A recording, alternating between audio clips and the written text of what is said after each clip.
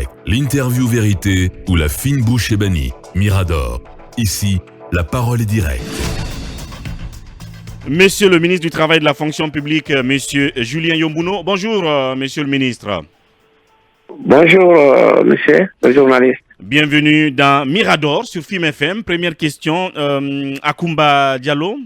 Monsieur le ministre, vous venez d'envoyer à la retraite des centaines de travailleurs de la fonction publique. Dites-nous comment est-ce que la procédure s'est déroulée? Je vous reçois très mal là, s'il vous plaît.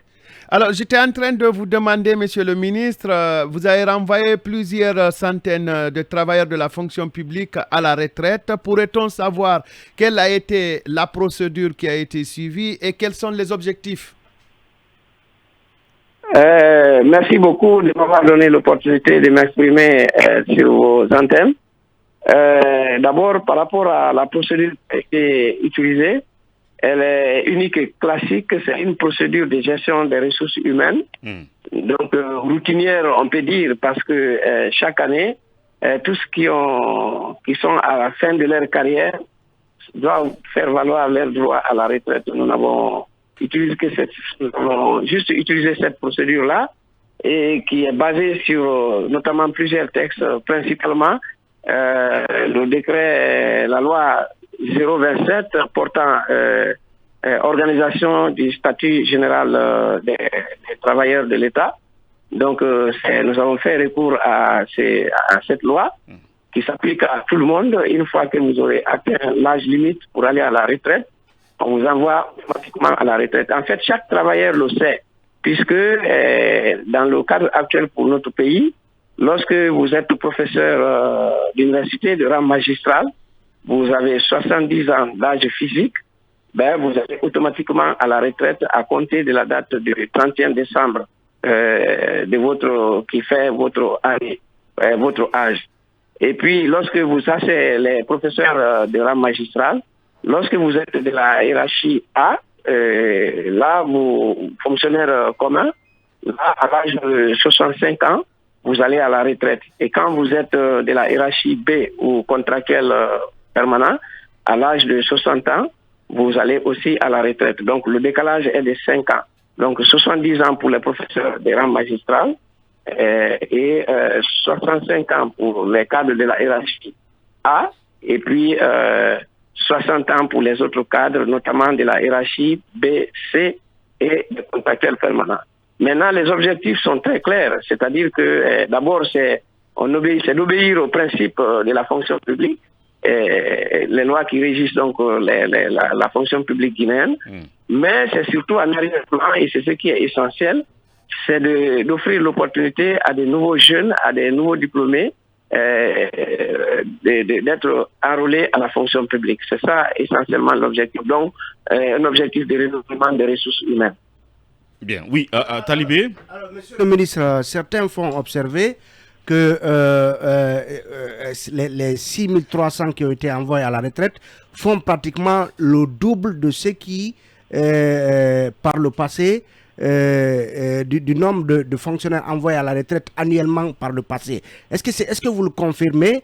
Et qu'est-ce qui pourrait expliquer qu'il y ait un doublement de ce nombre par rapport au passé? Bon, je pense que, je ne sais pas, par le passé, on m'a dit ça, c'est vrai, 2000, 2500, 3000. Donc cette année, 6300, 6300. Eh bien, on peut dire même que c'est pas encore fini, hein. On pourrait, ce chiffre peut aller notamment à la hausse, hein. Ça peut aussi baisser. Parce que si il y a peut-être des erreurs qui auraient glissé au moment où nous faisions l'examen, le traitement, bon, s'il y a des réclamations fondées qui sont justes, on pourrait rapporter l'arrêté et donc corriger pour ceux qui se verraient envoyés à la retraite avant l'âge requis. Mais en tout cas, nous avons fait ce travail-là de manière très soignée, très minutieuse. Et donc, je suis sûr qu'il y aura très de réclamations. En revanche, il y a des cas encore un peu litigés sur lesquels nous sommes en train de réunir tous les textes qui servirait à les exempter de la retraite pour cette année 2021 au 31 décembre. S'il s'avère que après toute vérification qu'ils doivent aller à la retraite, Il y aura donc un additif qui sera pris pour augmenter le nombre de gens qui doivent aller à la retraite. Je pense que c'est pas une sanction, ce n'est pas vraiment de l'apocalypse comme je le disais. Normalement, chaque fonctionnaire sait que du moment où il a été engagé à la fonction publique, il sait à quel moment, en fonction de son statut, en fonction de son titre et de son rang, il sait à peu près à quelle année il va aller à la retraite. Donc, il n'y a pas trop à pérorer là-dessus. C'est que quand l'âge est arrivé, vous partez à la retraite. Il y a pas, c'est un schéma très simple. Nous nous conformons à la loi et c'est la loi que nous appliquons. Donc, c'est tout. Il n'y a rien d'autre derrière. Ce n'est pas une sanction comme certains ont tendance à le croire. Oui. Et d'ailleurs, nous sommes en train d'imaginer les scénarios pour voir comment tout ce que nous pouvons faire pour les accompagner dignement et les féliciter.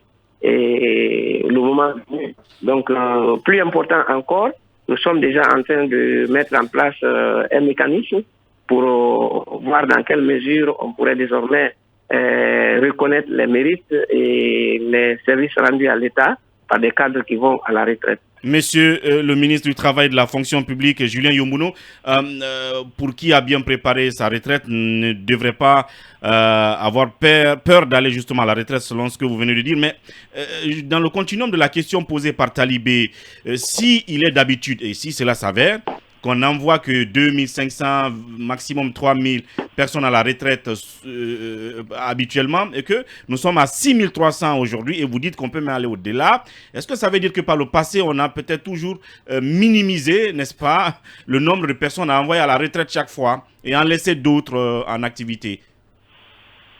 Je ne pourrais l'affirmer parce que le passé ne m'incombent pas trop. C'est vrai que l'administration est une continuité, mais je ne peux pas très bien expliquer le passé, vu que moi je suis nouveau au poste. Bien. Je m'en tiens seulement au présent. C'est vrai, connaître les choses, il faut s'appuyer sur le passé, s'inspirer du passé, vivre le présent et projeter l'avenir, c'est vrai. Et l'administration, c'est à peu près comme ça. Et d'ailleurs, nous sommes en train de nous préparer pour, comme je l'ai dit tout à l'heure, pour remplacer, s'assurer que les ressources humaines qu'on a ainsi envoyées à la retraite soient remplacées numériquement et qualitativement. Donc, je pense que dans le passé, s'il y a eu des chiffres inférieurs aux chiffres de cette année, bon, on n'a pas pour le moment une explication très claire, mais peut-être que c'est bien ces chiffres-là qui méritaient d'aller à la retraite, parce que vous le savez, peut-être même que l'année prochaine, ça pourrait être le double ou le triple, parce que vous le savez, depuis un certain nombre d'années, il n'y a pas eu de recrutement et que ce sont toujours les anciens qui ont continué à travailler, mais qui n'étaient pas encore certainement dans la limite d'âge d'aller à la retraite. Et c'est maintenant le cas. Peut-être qu'au fur et à mesure que nous avancerons, il y aura plus de chiffres vraiment élevés de cadres et de staff qu'on pourrait envoyer à la retraite en raison du fait que notre administration est globalement vieillissante, vous le savez, comme moi.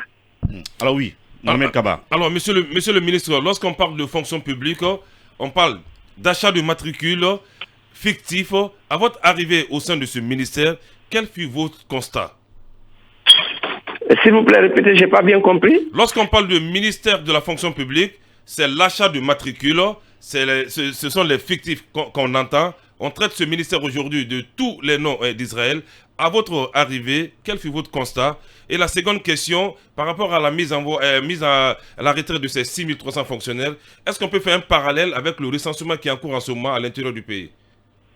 Je ne suis pas en train de bien vous percevoir, ça ronronne en bas là. Vous n'entendez pas très bien. Est-ce que vous nous recevez à présent? Oui, ça va beaucoup mieux. Voilà, je disais tantôt, le ministère de la fonction publique, c'est l'achat de matricules, entre guillemets, l'effectif. À votre arrivée, quel fut votre constat? Et par rapport à l'envoi des 6300 fonctionnaires à la retraite, est-ce qu'on peut faire un parallèle avec le recensement en cours à l'intérieur du pays? Oh non, le parallèle, ce n'est pas la même chose. Bien. Parce que, en commençant bien sûr par le deuxième segment de votre question, le recensement en cours n'est pas du tout lié à l'envoi à la retraite des 6300 fonctionnaires. Comme je l'ai dit, ça c'est une gestion ordinaire, routinière de l'administration. Quand vous atteignez un certain âge pour aller à la retraite, vous partez. Bien. En revanche, souvent on est en train de confondre ce qu'on appelle assainissement et envoi à la retraite.